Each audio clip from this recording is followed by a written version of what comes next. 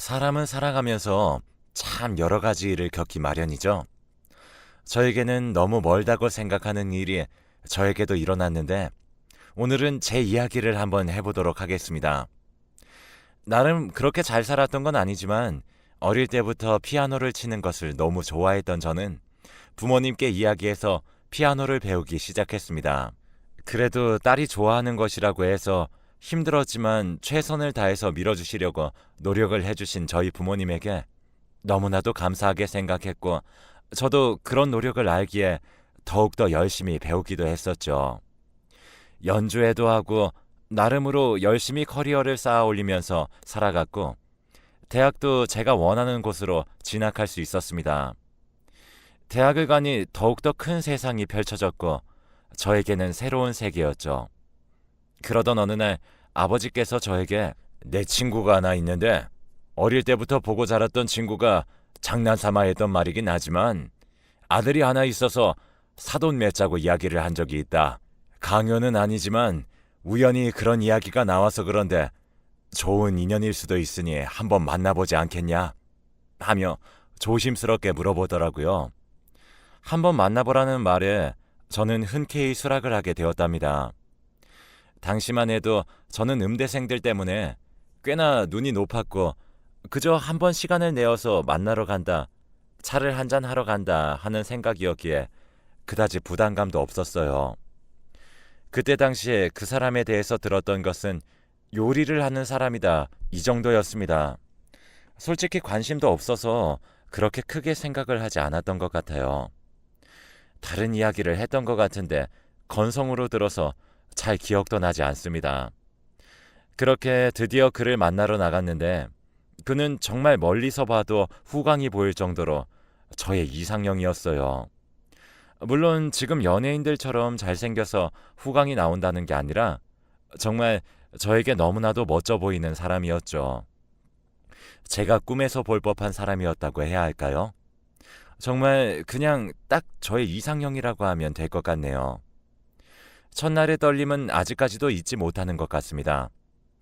그날 정말 편안한 차림으로 갔었는데 그를 멀리서 발견하고 저는 발길을 돌렸죠. 화장실에 들어가서 다시 한 번 더 화장을 고치고 최대한 할 수 있는 건 다 하고 들어갔던 것 같습니다. 편안하게 왔던 저 자신을 원망하기도 했었죠. 첫 만남에서 매너는 물론이고 나름 피아노에 대해서 공부도 하고 왔었고 저와 맞추려고 노력을 하는 모습이 참 좋았던 것 같습니다. 매너도 있었고 참 잘한다는 생각이 들 정도로 너무 자상하더라고요. 외모까지도 저에게 마음에 들면서 이렇게 매너까지 있으니 저는 안 넘어갈 수가 없었던 것 같습니다. 그렇게 우리는 연애를 시작했고 아버지도 꽤나 놀랐던 기억이 있네요. 아버지께서는 혹시라도 자신이 말한 것 때문에 제가 억지로 연애를 해보는가 싶어서 말리기도 했지만 진지하게 이야기를 하고 오히려 제가 더 좋아한다는 말에 아버지께서는 응원을 해주셨습니다. 그렇게 저희는 1년간 연애를 했고 서로 자리만 잡으면 바로 결혼을 하자는 식의 대화를 하기도 했죠. 남편도 가게를 열기 전에 경력을 쌓기 위해 음식점에 들어가서 여러 가지 요리를 배우면서 커리어를 쌓기 시작했어요. 저는 모든 꿈들을 접고 피아노 학원을 내게 되었습니다. 그렇게 저희는 결혼을 하게 되었고 정말 세상을 다 가진 것처럼 행복한 날들이었습니다. 남편은 하루하루 정말 이벤트같이 사랑을 해주는 사람이었고 완벽한 하루를 보냈다 싶을 정도로 잘해주는 사람이었죠. 늘 저를 배려해주는 것은 물론이고 새로운 요리가 나오면 꼭 저에게 먼저 건네는 사람이었으며 쉬는 날에는 서로 꼭 껴안고 있는 날들도 많았고 그저 둘만 있으면 세상에 아무것도 없어도 좋다 싶을 정도로 그렇게 사랑을 했었습니다. 제 친구들 사이에서도 저희 신랑은 유명했는데 훤칠하고 저에게 잘하기로 소문이 나 있었거든요. 그렇게 많은 사람들이 부러워하는 결혼 생활을 이어가고 있었고 저희에게는 사랑스러운 딸까지 태어나게 되었답니다. 저는 점차 성장해서 학원을 확장하게 되었고 지역에서도 꽤나 알아줄 만한 학원의 명성을 가지게 되었어요. 그러면서 남편도 가게를 내어주고 점차 자리를 잡기 시작을 하게 되었죠. 그 사람에게 들어가는 돈이라는 것은 전혀 아깝지 않았고 그렇게 다 해주고 싶었어요. 남자와 여자가 바뀐 것 아니냐는 말을 들었지만 그런 말 또한 아랑곳하지 않았어요. 그 사람은 저에게 행복이었고 삶의 전부였으니까요. 혹시라도 자기가 빨리 마치는 날에는 꼭 저의 학원에 들러 데리러 가기도 했었네요. 20여 년의 세월이 흘렀지만 저에게는 정말 첫 만남부터 한결같았던 사람이기도 했습니다. 하루하루 더 잘하려고 하고 혹시라도 제가 기분이라도 안 좋으면 늘 물어보며 배려해주는 모습으로 저희는 그렇게 함께 늙어가는 듯 했어요. 그러던 어느 날이었습니다. 남편의 가게에서 불이 났다는 소식을 듣고 불이 나게 달려가는 날이 있었는데요. 다행히도 남편은 그렇게 크게 다치지 않았고 가게의 일부분이 화재로 인해서 꽤 손실이 있었죠. 가게도 가게였지만 저는 남편밖에 보이지 않았습니다. 혹시라도 손이라도 잘못 다쳐서 요리하는데 지장이 있으면 어떡하나, 화상이 가장 아프다고 하던데 많이 아프지는 않을까 하는 걱정뿐이었네요.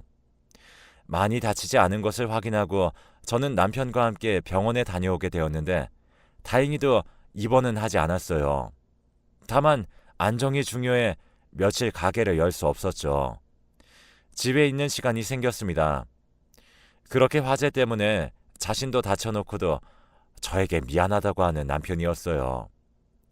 제가 내어준 가게인데 그렇게 손실이 되었고 손해를 끼친 것 같아서 미안하다는 말이었습니다.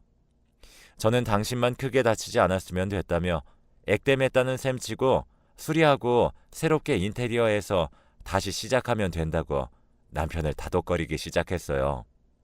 남편도 많이 놀랐던지 그날은 저에게 떨어지지 않더라고요. 다음날 부주의로 인한 사고였기에 다른 곳에서 연기가 올라왔다는 말도 있었고 장사를 못하게 되었다는 옆 가게도 있었습니다. 모두 다 합의를 하고 나서 집에 돌아오니 남편은 또 한 번 저에게 미안하다고 하더라고요. 물론 그때까지만 해도 저는 남편을 위해서 내가 무언가 해줄 수 있다는 사실이 그저 좋았습니다. 저에게 의지하는 남편이 좋았고 여태까지 수고했으니 편안하게 당분간 좀 쉬자는 말을 하게 되었죠. 여행도 가볼까 생각을 하기도 했었지만 그때 당시에 꽤나 큰 금액이 들어가서 집에서 그냥 요양을 하며 보내기로 결정을 하게 되었습니다. 그 와중에도 남편은 너무 잘했고 다친 손으로 저에게 아침 저녁을 다 해주면서 이거라도 하게 해달라며 방긋방긋 웃어주었어요. 그렇게 집에서 지내던 어느 날 친구에게 연락이 왔는데 나이 조금 더 먹기 전에 한번 여행을 가자는 말을 하더라고요. 하지만 그때 당시에 남편도 집에 있고 제가 그렇게 여행을 갈 상황이 아니라서 그런지 조금 고민을 하다가 거절하게 되었지만 친구가 너무 가고 싶었던 나머지 남편에게 전화까지 걸어서 물어봤더라고요. 상황을 모르던 친구는 남편에게까지 전화를 했고 허락을 해달라고 이야기를 했던 모양입니다. 집에 들어가서 저녁을 먹는데 남편이 먼저 이야기를 꺼내면서 친구들이랑 여행 다녀왔으면 좋겠어. 응? 어떻게 알았어? 미희가 나한테 전화 왔더라고. 라고 하더군요. 안 가려고 했지만 남편이 괜찮다며 이번 기회를 놓치면 자기 때문인 것 같아서 너무 서글플 것 같다고 이야기를 하였고 어떻게 보면 이제는 괜찮아지기도 했고 따로 제가 케어할 부분은 없는 것 같아서 친구에게 전화해서 여행을 가기로 마음을 먹게 되었죠. 너무 멀리는 가지 않기로 했고 친구 몇 명과 함께 가까운 곳으로 수다나 떨면서 술이나 한잔 하기로 결정을 하게 되었습니다. 그렇게 여행의 당일이 되었고 안 가려고 하긴 했었지만 막상 몇 년 만에 친구들과 함께 가려고 하니까 솔직히 설레는 마음은 어쩔 수 없더라고요. 저녁부터 잠을 조금 설쳐서 아침까지도 선잠을 자듯이 하고 그렇게 아침부터 부랴부랴 준비를 하고 있었습니다. 아침부터 일어나 있던 남편은 저에게 도시락을 정성스럽게 가득 싸주었죠. 차 타고 가면서 입 심심할 때 친구들이랑 먹어. 도시락도 꽤나 컸는데 도시락을 들고 집 앞까지 온 친구의 차까지 마중해주는 것도 잊지 않았답니다. 친구의 차를 타고 아직까지도 너희는 신혼이라며 그렇게 부러워하는 말들에 어깨가 으쓱했죠. 그때까지만 해도 지금 같은 이런 비극은 일어날지 상상도 하지 못했던 시간이었어요. 그저 남편의 배웅이 좋았고 친구들과 함께 있는 시간이 좋았죠. 신나게 이야기를 하면서 달려가는데 2시간 정도 달렸을까요? 친구의 휴대폰이 울리는 것을 듣게 되었습니다. 처음에는 이렇게 놀러 가는데 기분 깨기 싫다며 가족들도 놀러 간 걸 알아서 전화 안 할 거다. 그냥 받지 말아라 이야기를 하였지만 한 번, 2번 그렇게 전화는 끊임없이 울렸고 무언가 직감한 그녀는 이상한 듯 전화를 받더라고요. 여보세요? 바로 친구의 아들이 사고를 당했다는 소식을 접하게 되었죠. 저희 모두가 부모였기에 저희는 어떠한 말도 하지 않고 얼른 차를 돌리라고 하며 그 병원으로 바로 향했습니다. 병원에 도착을 하자마자 친구는 뛰어가게 하고 저희는 주차를 한 뒤에 그렇게 병원으로 달려갔어요.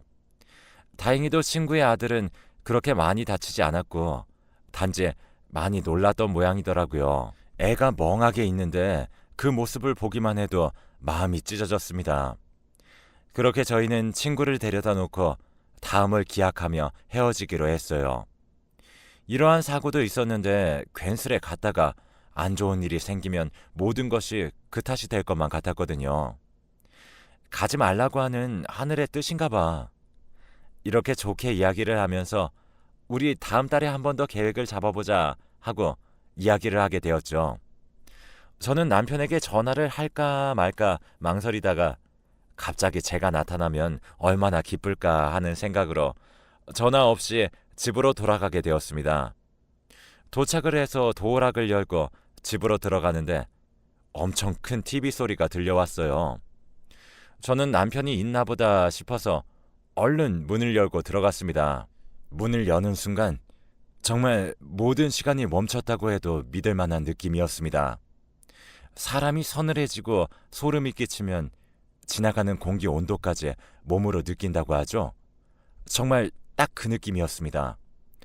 놀란 눈으로 저를 바라보는 남편, 그리고 사모님 너무 이쁘세요 하면서 웃어줬던 남편 가게의 종업원. 나이 차이도 15살 넘게 난다고 알고 있는데 그 어린아이와 그렇게 같이 있는 겁니다.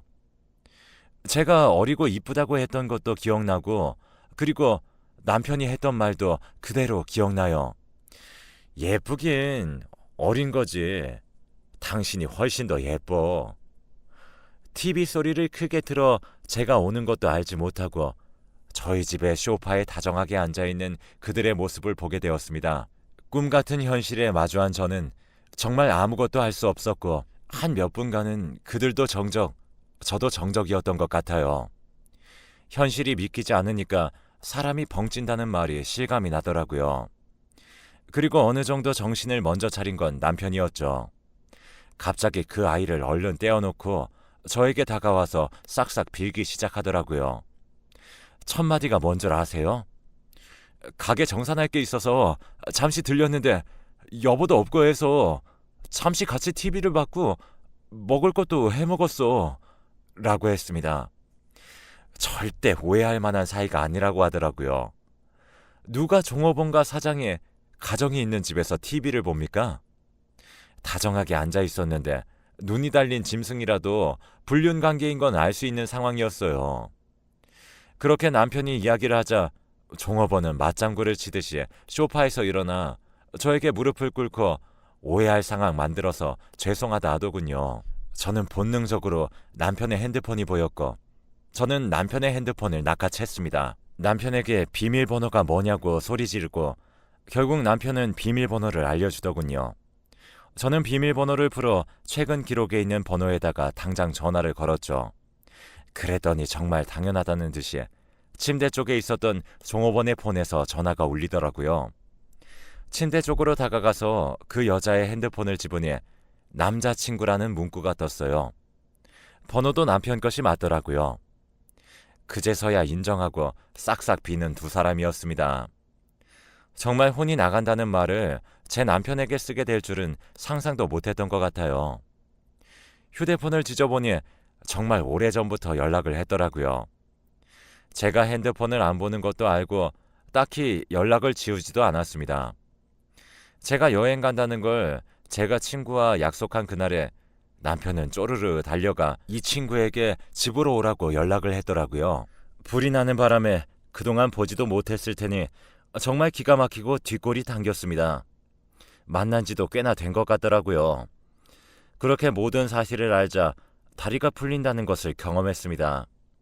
정말 모든 것을 알고 나니까 할 말도 없고 나는 그동안 무엇에 속았나 이 생각밖에 들지 않더라고요. 온몸에 힘이 풀려서 스르륵 앉았는데 저의 눈앞에 보이는 건 여태까지 저의 전부라고 생각을 했던 남편, 그리고 식당을 갈 때마다 웃어주었던 어린 종업원이었습니다. 소름 끼치더라고요. 거의 가게에 들어오면서부터 시작된 것 같은데 그 시간 동안 저를 마주하면서 얼마나 비웃었을까 하는 생각도 들고, 여태까지 속이면서 저와 함께 살았던 시간, 남편은 대체 무슨 생각이었을까? 정말 여태까지는 상상도 하지 못한 일이 일어났을 때 왜 패닉 상태가 되는지 알 수 있었네요. 일단 저는 꼴보기 싫은 두 사람의 얼굴부터 치워야 한다고 생각이 들었어요. 남편은 절대 나가지 않을 것이고 일단 증거는 확보했으니 종업원은 꺼지라고 했죠. 이왕이면 같이 나가주면 좋겠다 했지만 남편은 나가지 않더라고요. 그렇게 종업원이 가고 하루 동안 감정 소모가 너무 컸던 저는 정말 피곤함에 쩔었습니다. 몸도 마음도 너무 지치고 소파에 그대로 주저앉았죠. 근데 남편이 하는 말이 더 가관이었습니다. 밥은 먹었어? 밥은 먹어야지. 이게 누구 때문인데 이 소리 하는 걸까요? 너무 소리치고 울어서 정신도 없었던 저에게 다정한 말투로 이야기를 건네는 남편을 보고 저게 진짜 저놈의 본 모습이구나 싶었습니다. 그렇게 남편을 밀쳐버리고 문을 닫았습니다. 제발 꼴도 보기 싫으니 나오지 말라는 말과 함께요. 핸드폰을 달라는 말과 함께 그는 잘못했다고 연신 빌었습니다. 물론 들리지 않았죠. 제가 확보한 증거물인데 돌려줄 생각도 없었고요. 너무 큰 믿음이 배신을 하는 순간 시간이 지날수록 찾는 건 냉정이었습니다. 소파에 있는데 남편이 안방에서 걸어다니는 소리가 다 들렸죠. 그냥 무시하고 일단 내일 해결하자 하는 생각이 들어서 잠들려고 노력했지만 해 뜰 때까지 잠도 못 들었습니다. 남편도 잠을 못 자는 듯 움직이는 소리는 계속 나더라고요.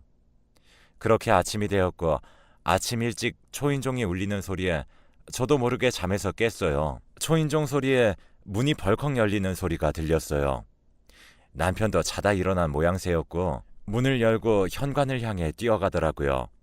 본능적으로 제가 먼저 도착해야겠다는 생각에 뛰었고 제가 먼저 도착을 하게 되었어요. 그렇게 전날 너무나 피곤하게 보냈던 저는 잠시 헛것을 보는 것 같았습니다. 잠시 생각으로는 어제 종업원이 다시 왔나 싶은 생각이었는데 그게 아니더라고요. 우리 학원의 파트타임 선생님이셨습니다. 꽤나 저랑 일한 지 오래된 선생님이었고 더 무서운 건 저를 보자마자 자기도 놀래서 뒤로 주저앉더라고요. 원장님 하면서요. 어제 한번 경험을 해서 그런지 상황 파악은 빨랐습니다.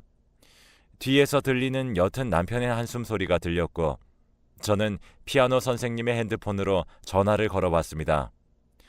어제와 똑같이 너무나도 당연하게 그녀의 핸드폰이 울리기 시작했고 저는 선생님의 가방을 뒤져서 얼른 핸드폰을 보았죠.